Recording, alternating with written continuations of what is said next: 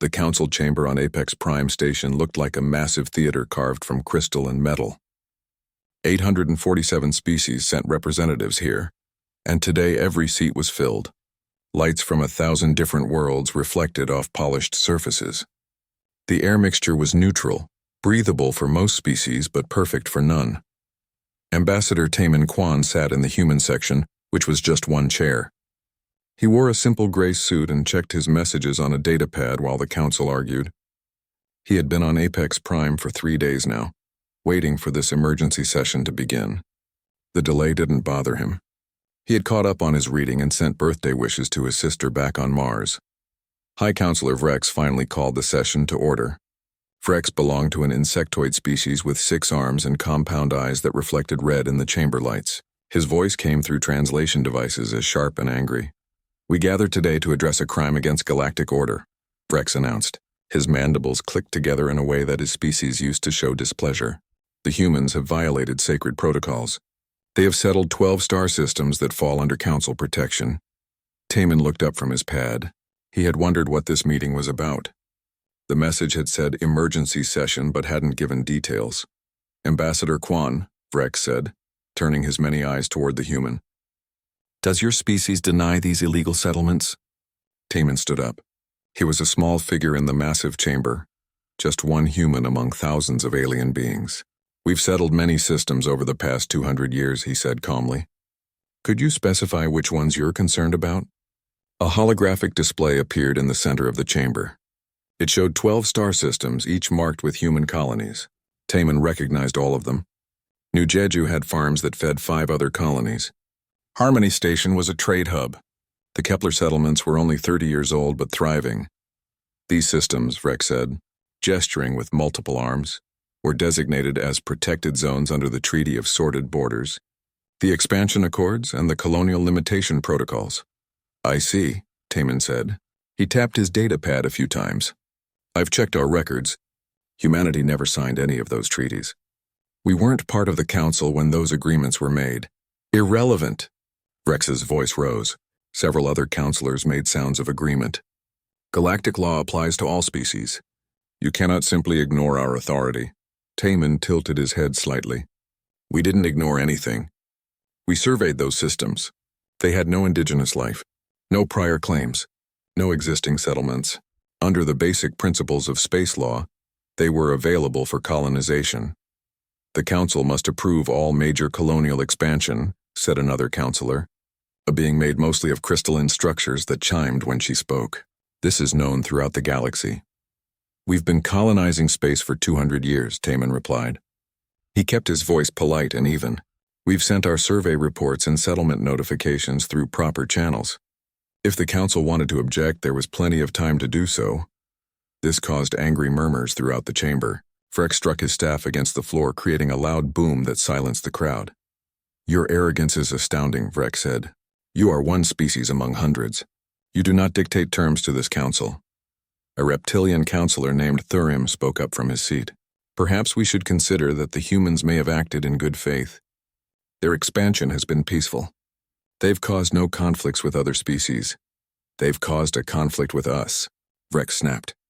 "The council determines where species may expand. The council maintains order. Without our authority, there would be chaos." Taman waited patiently. He had been a diplomat for 12 years. He knew when to speak and when to let others argue among themselves. The council members debated for nearly an hour. Some agreed with Vrex that humanity had overstepped. Others pointed out that humans had, technically, broken no laws. A few suggested that perhaps the council's protocols needed updating. Finally, Vrex called for a vote. "We will now decide whether humanity should be declared a rogue species for their unauthorized expansion." Taman sat up straighter. Being declared a rogue species was serious. It meant sanctions, trade restrictions, and potentially military action. The vote took 10 minutes. When the results appeared on the displays, Taman read them carefully. 500 counselors voted yes. 347 voted no. "The motion passes," Vrex announced. He looked directly at Taman. "Humanity is hereby declared a rogue species. You have 30 days to evacuate all colonies beyond your home system. If you do not comply, the council will take military action to enforce galactic law." Taman stood again.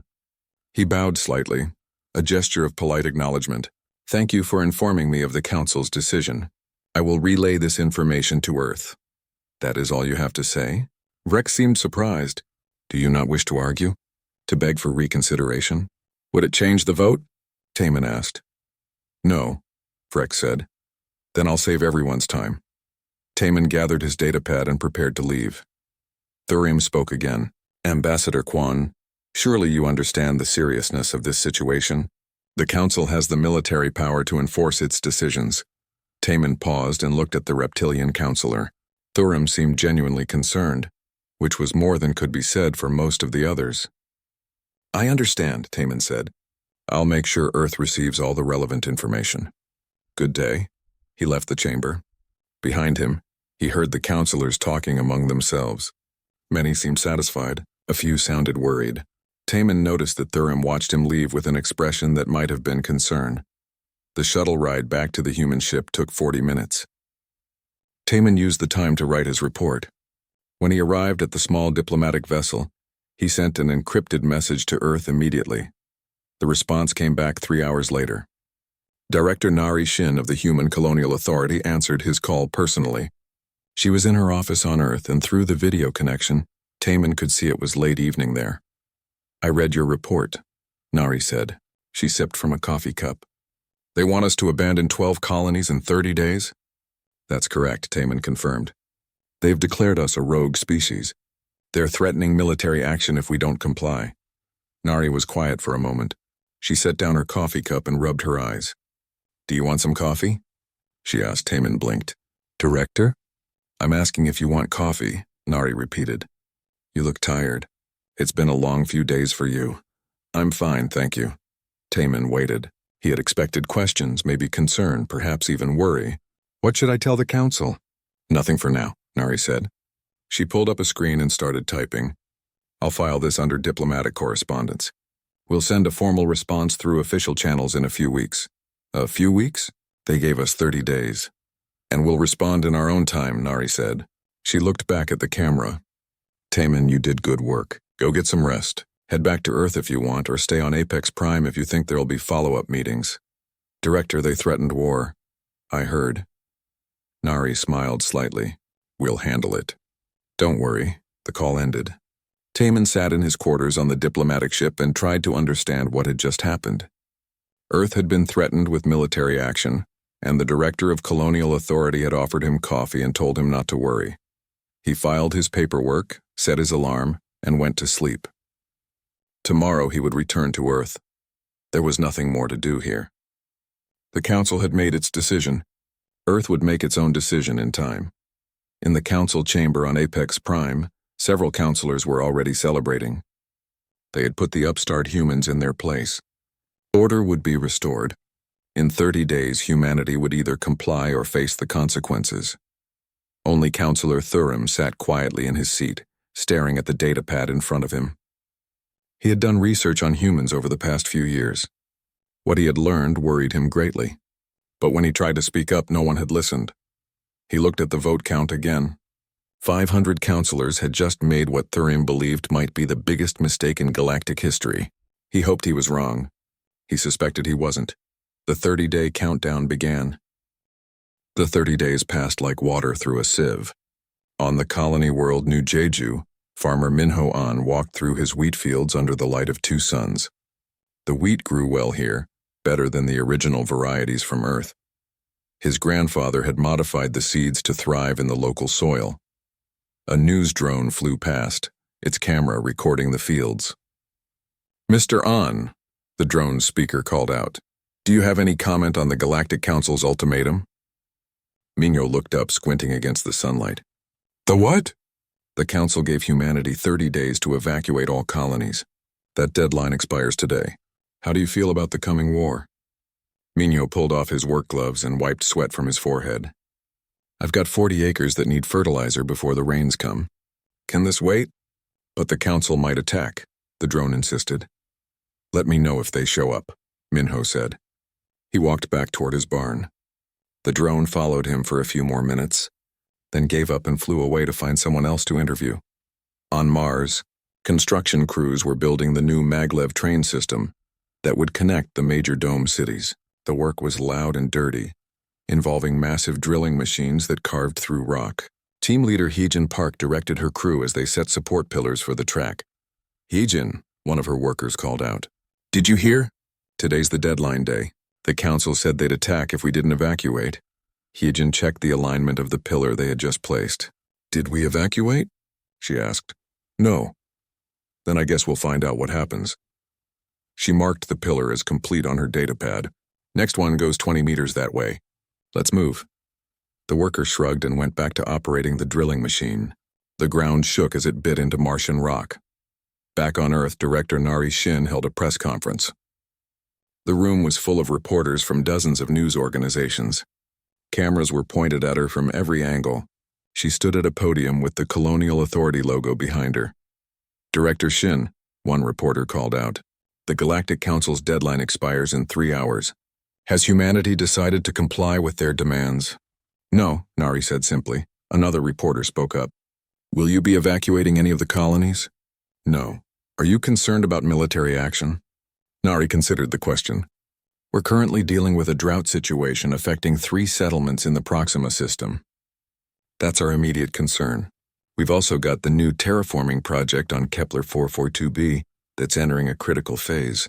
Those are the priorities right now." "But what about the war?" several reporters asked at once. "Admiral Do-Hyun Lee is monitoring the situation," Nari said. "He has things under control. Can we speak with Admiral Lee? He's watching his grandson's soccer game right now." "I'd prefer not to interrupt that." The press conference continued for another 20 minutes. Nari answered questions about colonial development, trade agreements with non-council species, and the upcoming vote on expanding the Mars terraforming project. Every time someone asked about the council's military threats, she gave short, calm answers that revealed nothing. After the conference ended, she returned to her office. Her assistant, a young man named Jinwoo, met her at the door with a stack of reports.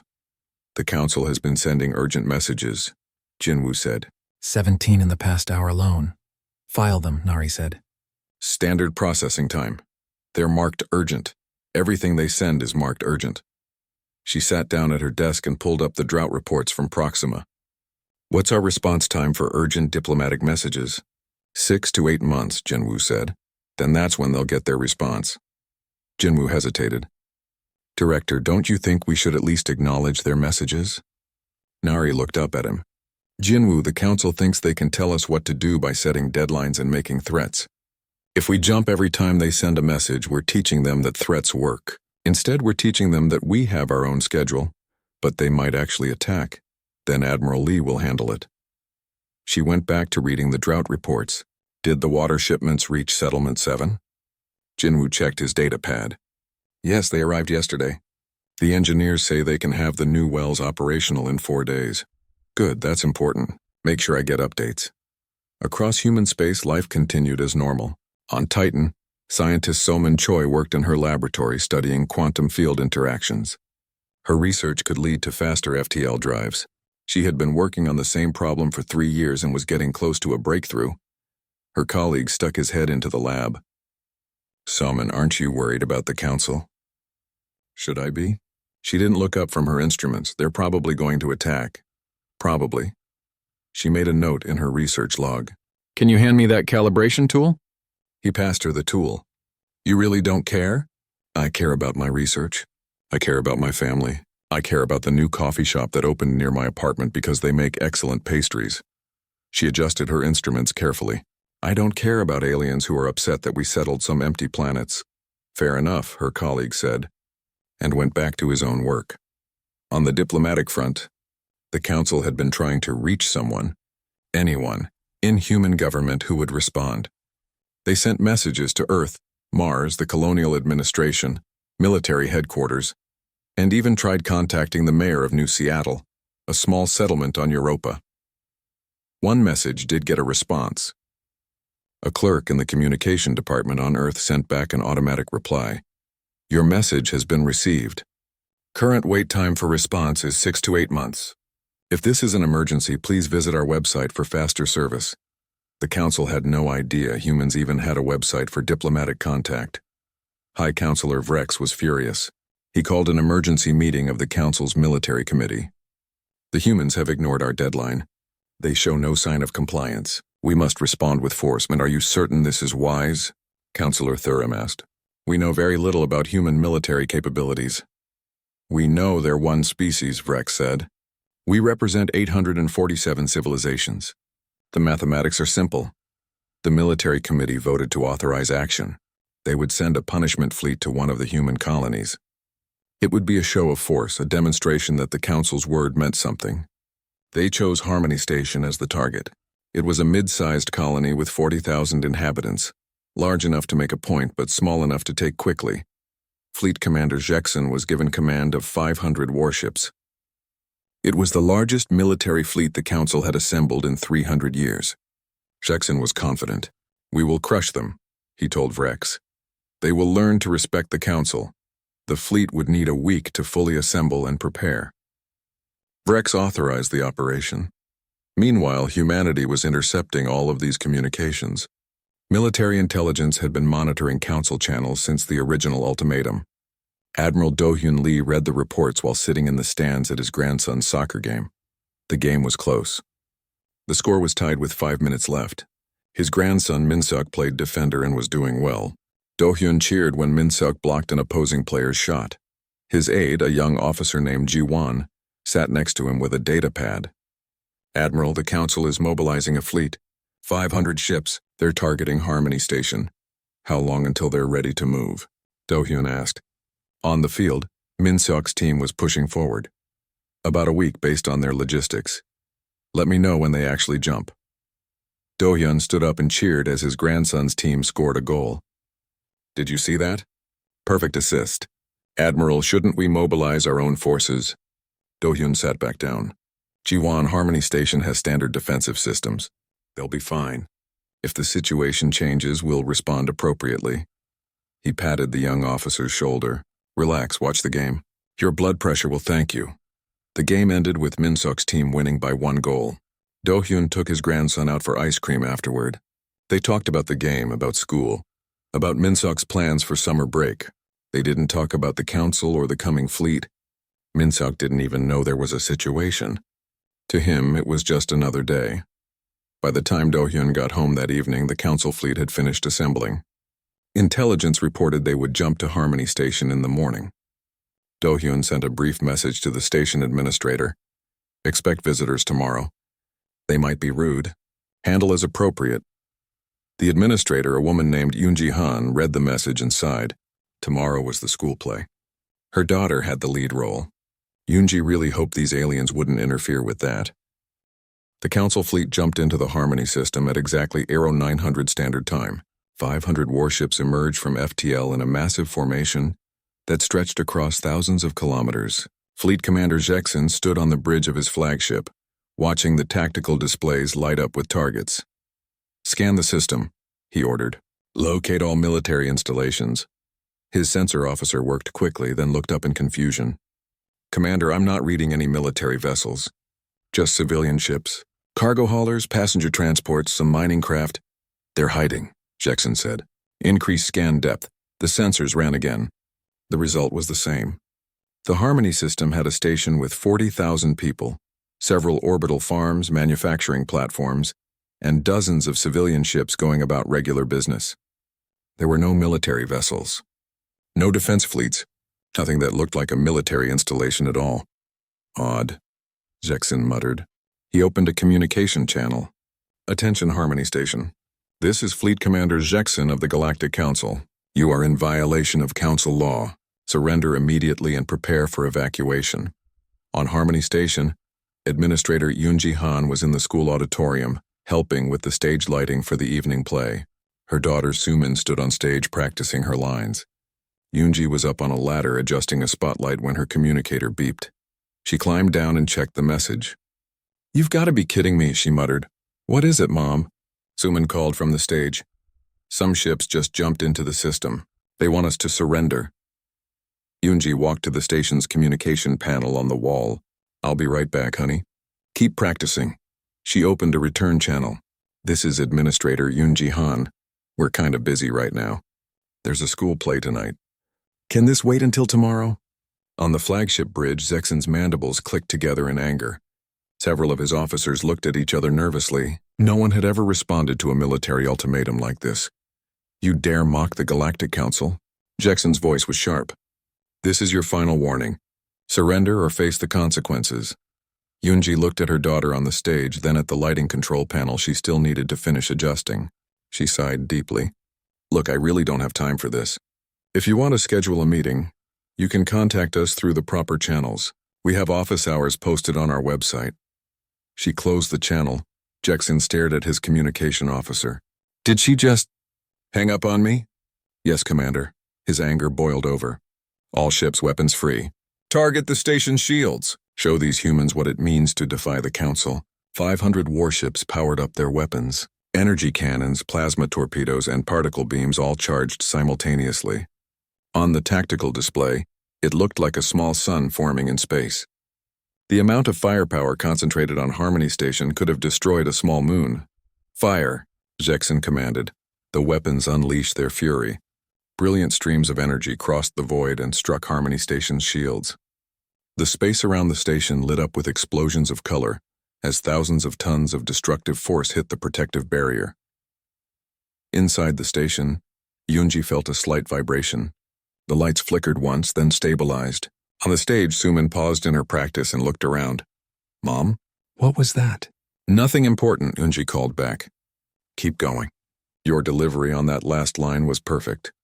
In the observation lounge on the station's outer ring, a dozen children pressed their faces against the viewing windows.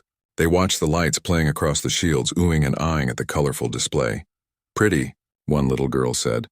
Her teacher, trying to stay calm, pulled the children back from the windows. Let's go back to the classroom. It's time for math anyway. But the fireworks are so nice. On the flagship bridge, Zexon watched his sensor displays in disbelief. The shields around Harmony Station hadn't even flickered. Every weapon in his fleet had fired at maximum power for 30 seconds, and the human shields showed zero degradation. Not weakened, not strained. Completely unaffected, how is that possible? Zexon asked. Run diagnostics on our weapons. All weapons functioning normally, Commander, his tactical officer reported. We're hitting them with everything. Their shields just don't care. Yunji finally got annoyed. She walked back to the communication panel and made a different call. A face appeared on the screen, a maintenance worker named Kyung-min who was eating lunch. Hey Yunji, what's up? We've got some ships shooting at us, Yunji said. Can you deal with it? I need to help with the stage lighting. Kyung-min swallowed his food and wiped his mouth. How many ships? Looks like a few hundred.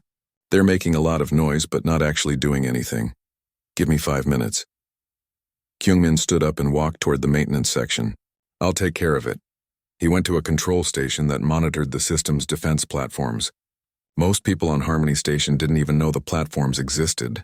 They were old mining equipment that had been converted for defense, set up when the colony was first established. No one had needed to use them before. Kyung-min activated 3 of the platforms.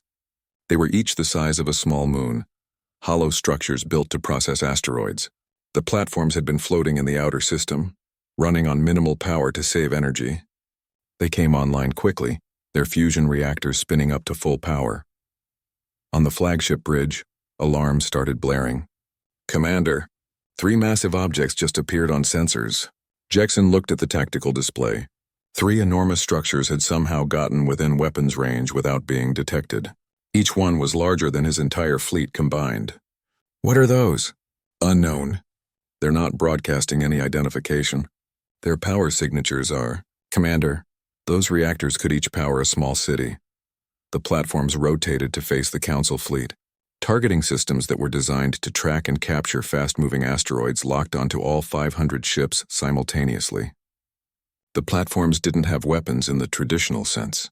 They had tools, industrial cutters, electromagnetic grapplers, and field generators meant for moving massive chunks of rock. But tools could be very effective when used correctly. The platforms fired. Invisible electromagnetic pulses washed over the Council fleet. Every ship's weapons system shut down instantly. The pulses were designed to disable electronic systems in asteroids that had active mining equipment. They worked just as well on warship weapons. A second pulse followed. This one targeted engine systems. 500 ships suddenly lost all propulsion. They continued drifting in the direction they had been moving, but they couldn't maneuver or jump to FTL. A third pulse knocked out communications. Every council ship was now floating blind, deaf, and helpless in space. The entire engagement took 4.7 seconds. Kyungmin checked his console to make sure all the council ships were disabled but intact. No casualties. No destroyed vessels. Just 500 very expensive ships that couldn't do anything except float. He sent a quick message to Yoonji. All done. Enjoy the play tonight. Then he went back to finish his lunch. On the flagship bridge, Jeksin stood in complete darkness. Emergency lights flickered on after a moment, but all the main systems were dead. His officers tried frantically to restart anything. Nothing worked. They were adrift, blind and helpless. What just happened? Jeksin asked the darkness. No one had an answer. 6 hours later, a human ship arrived in the Harmony system. The ship was a standard military vessel. Nothing fancy or particularly large. Captain Heejin Park commanded the ship, and she had been in the middle of a training exercise when she got the call about the council fleet. She surveyed the scene from her bridge. 500 dead ships floating in space. Harmony Station continuing its regular operations. The school play starting in 2 hours. Scan the council ships, Heejin ordered. Make sure no one's in danger. Her sensor officer ran a complete scan. All ships intact, Captain. Life support functioning on all vessels. No casualties. They're just disabled. Heejin nodded. She opened a communication channel that broadcast to all the council ships. Her technicians had to use basic radio frequencies since the council ship's normal communication systems were down. This is Captain Heejin Park of the Human Defense Force. You've been rendered safe. Repair crews will arrive in 12 hours to help restore your systems. In the future, please schedule your visits through proper channels. We have a website. She closed the channel and looked at her crew. Are the council personnel in any immediate danger? No, Captain. They have air, water, and food. Their ships are just dead in the water. Then we'll wait for the repair crews. Heejin pulled up her personal schedule. I've got reports to file. Someone let me know if anything changes. She spent the next several hours writing a detailed report about the incident. She included the number of council ships, their weapons discharge, the defensive response time, and the status of all vessels. She noted that Harmony Station reported 0 damage and 0 casualties. She also noted that the school play went ahead as scheduled and was apparently very good. Her cousin's daughter had been in the performance. The council did not learn their lesson quickly. Over the next 30 days, they launched 17 more attacks on human positions across known space. Each attack was carefully planned. Each used different tactics. Each one ended exactly the same way. The 4th attack targeted a human mining operation in the asteroid belt of the Ross system. 15 council warships jumped in prepared for combat. They found 3 mining ships pulling minerals from asteroids. The council commander ordered the miners to surrender. The mining ships ignored the order and continued working. When the council ships powered up weapons, the miners activated their own equipment. Industrial cutting lasers, designed to slice through solid rock, carved through the council ship's armor like it was made of paper. Magnetic grapples, built to move asteroids weighing millions of tons, grabbed the warships and held them still. Within minutes, all 15 ships were disabled. The mining foreman sent a complaint to the local traffic control office about debris in the shipping lanes. The 7th attack came near the colony of New Seoul. 23. Council ships tried a sneak approach, using stealth technology to hide their presence. They got within weapons range before revealing themselves. The colony's automated defense grid detected them anyway. The grid was designed to track micrometeorites moving at high speed, objects much smaller and faster than warships. The stealth technology that fooled military. Sensors did nothing against systems built to find grain-sized rocks traveling at 100 kilometers per second. The defense grid disabled the ships and sent them drifting. The colony administrator filed an insurance claim for the cost of ammunition used. The 11th attack was interrupted by accident. Captain Hansel Bayek was hauling mining equipment from one system to another in his cargo freighter. His route happened to take him through a system where 9 council ships were setting up an ambush for a human supply convoy. Hansel didn't even notice the council ships at first. He was listening to music and reviewing inventory lists. His ship's automated defense system detected the weapons lock from the council ambush and responded immediately. 9 electromagnetic pulses later, the Council ships were dead in space. Hansel finally noticed something had happened when his console beeped with a notification. He read the alert, sighed, and filed a complaint with the shipping authority about debris in designated commercial lanes creating navigation hazards. The supply convoy arrived 3 hours later, delivered their goods, and left. No one even mentioned the disabled Council ships drifting nearby. After the 17th failed attack, the Council finally called for a full emergency session. High Counselor Vrex looked tired. Many counselors who had voted for the war declaration now sat silently, unwilling to meet anyone's eyes. "We must discuss our situation," Vrex said. His voice had lost its earlier confidence. "Our military efforts have been unsuccessful." "We've been humiliated," Counselor Thurim said bluntly. 17 attacks, 17 defeats. We haven't destroyed a single human ship. We haven't damaged a single human installation. Meanwhile, our fleets have been disabled repeatedly by civilians, miners, and cargo haulers. "There must be a way," another counselor insisted. "We represent hundreds of species. Surely our combined might is useless," Thurim interrupted. "I tried to warn you all before. I've been studying humans for years. We never should have started this war." "Then what do you suggest?" Vrex asked. "We asked them how they're so strong," Thurim said. "We admit we don't understand. Maybe they'll tell us." The Council, desperate and humiliated, sent a formal request to Admiral Do-hyun Lee asking for a conversation about human military capabilities. To everyone's surprise, Admiral Lee agreed immediately. The video conference was set up within days. Lee appeared on screen from his office on Mars. He looked like someone's friendly grandfather, not the commander of the most powerful military force the galaxy had ever seen. He held a cup of tea and smiled pleasantly. "Thank you for agreeing to speak with us," Vrex began. He tried to maintain dignity. "We would like to understand how humanity has achieved such military superiority." Lee took a sip of his tea. "We haven't achieved military superiority. We've achieved engineering competence." "I don't understand the difference," Vrex said. Lee set down his cup and leaned forward. "Let me tell you about humanity. 200 years ago, we left Earth with barely functional ships. Our early vessels broke down constantly. People died from equipment failures. Our first colony almost wiped itself out because the life support systems couldn't handle the local bacteria." He pulled up images showing early human ships. They looked rough, patched together, held together with what appeared to be hope and determination. "We didn't build better ships because we wanted weapons," Lee continued. "We built them because space tried to kill us every single day. Radiation, micrometeorites, engine failures, reactor malfunctions. Every problem we solved made us a little bit stronger." More images appeared. Human colonies on harsh worlds, settlements in asteroid belts, stations orbiting unstable stars. "Do you know why our shields are so strong?" Lee asked. "Because we colonized a planet orbiting a pulsar. The radiation would kill most species in seconds. We needed shields that could handle that, so we built them." Counselor Thurim spoke up. "And your weapons?" "We don't have weapons," Lee said. "We have tools. That platform that disabled your fleet at Harmony Station? That's an old asteroid processor. It was built to grab fast-moving rocks and cut them into manageable pieces. It turns out the same technology works very well on warships." He showed more images. Mining equipment, construction tools, terraforming devices. All of them looked incredibly powerful, and none of them were designed for combat. "Every human child learns physics and engineering in school," Lee said. "Not because we're military, but because you can't survive in space without understanding how things work. Our civilian ships have shielding designed to survive stellar radiation and micrometeorite storms. Our mining equipment can cut through solid rock. Our defense grids track objects moving faster than your missiles."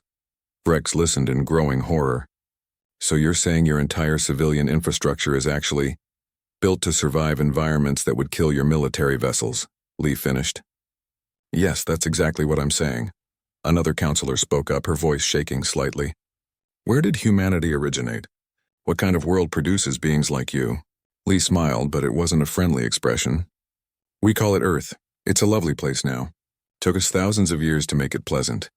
He pulled up data about Earth, atmospheric composition, gravity, weather patterns, geological activity. As the council members read the information, several made sounds of distress. Your gravity is twice what most species can tolerate, one counselor said. Your atmosphere would corrode our ships, said another. Your weather systems generate storms that could flatten cities, a third added. Yes, Lee agreed. Earth is what we call a death world. When our ancestors evolved there, 99% of all species that ever lived went extinct. We survived 5 major extinction events. We learned to thrive in deserts, Arctic wastelands, high mountains, and deep oceans. We built civilization in an environment that was actively trying to kill us. Counselor Thurim finally spoke what everyone was thinking. You didn't build weapons for war. You built tools to fight your own planet. And we won, Lee said simply. Then we took those tools to space, where the environment is even more hostile. We've spent 200 years getting better at surviving places that shouldn't support life.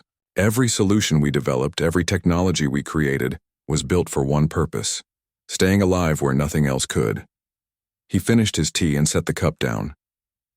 You declared war on a species that colonizes black hole event horizons for research purposes.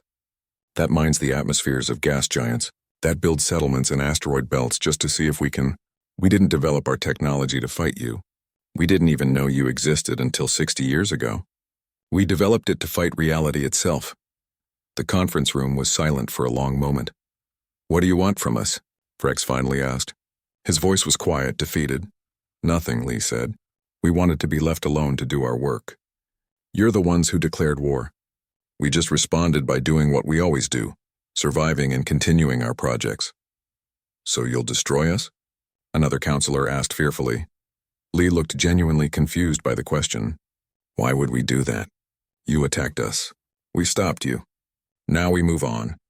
We have 19 planets that need atmospheric processors, a comet that's drifting off course near New Sol, and about 1,000 other projects in progress. Fighting you is a distraction we don't need. Admiral Yujin Nam appeared on screen next to Lee. She was younger, sharp-eyed, and had been listening to the entire conversation. The Admiral is being polite, she said. Let me be more direct. You're irrelevant to us.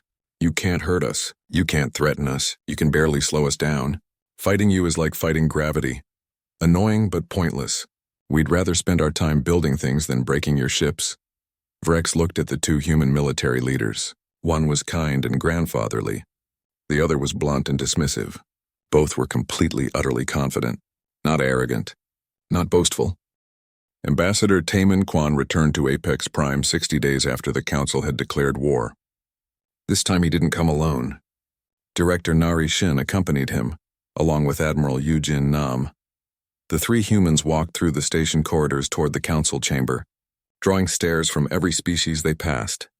Are they afraid of us? Yujin asked quietly. Some of them, Nari replied. She carried a briefcase with the peace proposal. Others are just curious. We're the species that turned a war into an inconvenience. The council chamber looked different from Taman's last visit.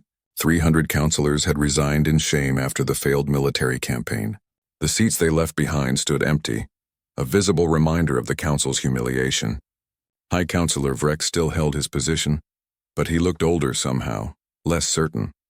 Taman, Nari, and Yujin took their seats in the human section, which now had 3 chairs instead of 1. The chamber filled with counselors, but the mood was subdued. No one spoke loudly. No one made grand gestures. They all waited for the humans to speak. Vrex called the session to order. We gathered today to negotiate peace with humanity. He paused, choosing his words carefully. The Council acknowledges that our initial assessment of the situation was incorrect. We wish to establish a peaceful relationship going forward. Taman stood up. He opened his briefcase and pulled out a simple document. We've prepared a proposal. It's straightforward. He activated a holographic display that showed the proposal for everyone to see. Counselors leaned forward, expecting complex demands, territorial claims, or harsh penalties. Instead, they saw 3 simple points. First, the Galactic Council recognizes all current human colonies as legitimate sovereign territory. Second, humanity and the Council establish direct communication protocols with reasonable response times on both sides. Third, humanity offers to share terraforming technology with interested Council species for fair trade value. The chamber was silent. Counselors looked at each other in confusion. That was it? No reparations? No territorial expansion? No demands for council submission? Vrex spoke slowly. This is your complete proposal? Yes, Taman said. You want nothing else? Well, Nari stood up. We'd like you to update your databases. Humanity isn't a rogue species. We're a sovereign civilization. That designation is inaccurate and frankly a bit insulting. Of course, Vrex agreed quickly. We'll correct that immediately. And one more thing, Taman added. We have a website for diplomatic communications. Please use it. It's much more efficient than sending urgent messages through 17 different channels at random times. A counselor from an aquatic species spoke up. His voice translated from clicking sounds. You're not demanding reparations for the attacks? We destroyed none of your ships, but we did fire on your colonies. Nari looked genuinely confused by the question. Why would we demand reparations? You didn't actually damage anything. Our shields held fine. Some people got scared, sure, but no one was hurt. It's not worth the paperwork. Another counselor, this one a floating gas being, asked the question many were thinking. What do you want from the galaxy? What is humanity's goal? Eugen stood up. She looked around the massive chamber at the hundreds of alien species. We want to be left alone to do our work. That's it. We have planets to terraform, technologies to develop, problems to solve. We're busy. We don't have time for galactic politics and territory disputes. But you have the power to dominate us, Rex said. Your technology is far beyond ours. Your defense systems treat our weapons like toys. You could control the entire galaxy if you wanted. That sounds exhausting, Nari said. She meant it. We'd have to manage 847 different species with different needs, cultures, and problems. We'd have to deal with all your political issues and territory disputes. We'd have to attend council meetings. She shook her head. No, thank you. We have better things to do. Counselor Thurim, who had been silent until now, spoke carefully. What about trade? Scientific exchange? Cultural interaction? We're interested in all of that, Taman said. Trade routes would be useful. We have resources you might want. You have resources we might need. Some of your species make excellent art. Earth museums would pay well for original pieces. He pulled up another display showing potential trade agreements. We're particularly interested in crystalline art from the Vexian species. Your music is fascinating. We'd also like to purchase some of those flowering plants that grow on Thurim's homeworld. Our botanists think they do well in some of our biodomes. The counselors were stunned. Humanity had just won a war without trying, proven their overwhelming superiority, and now they wanted to buy art and flowers. You're not warriors, Thurim said. It wasn't a question. No, Eugen agreed. We're builders, engineers, scientists, farmers, artists. We can fight when we need to, but it's not what we prefer. Fighting is just problem-solving with higher stakes. Nari added, We fought you because you attacked our colonies. People live there. They have families, jobs, lives.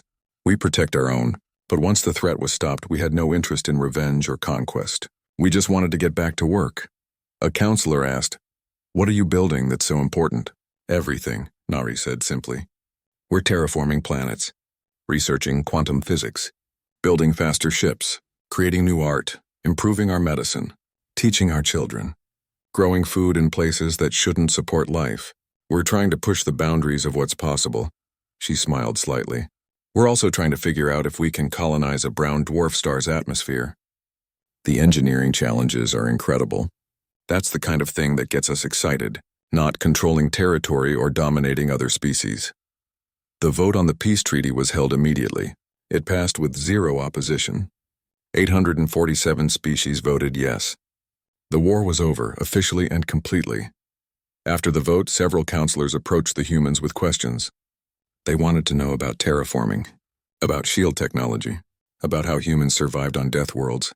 Nari, Eugen, and Taman answered questions patiently, offering to send information through official channels.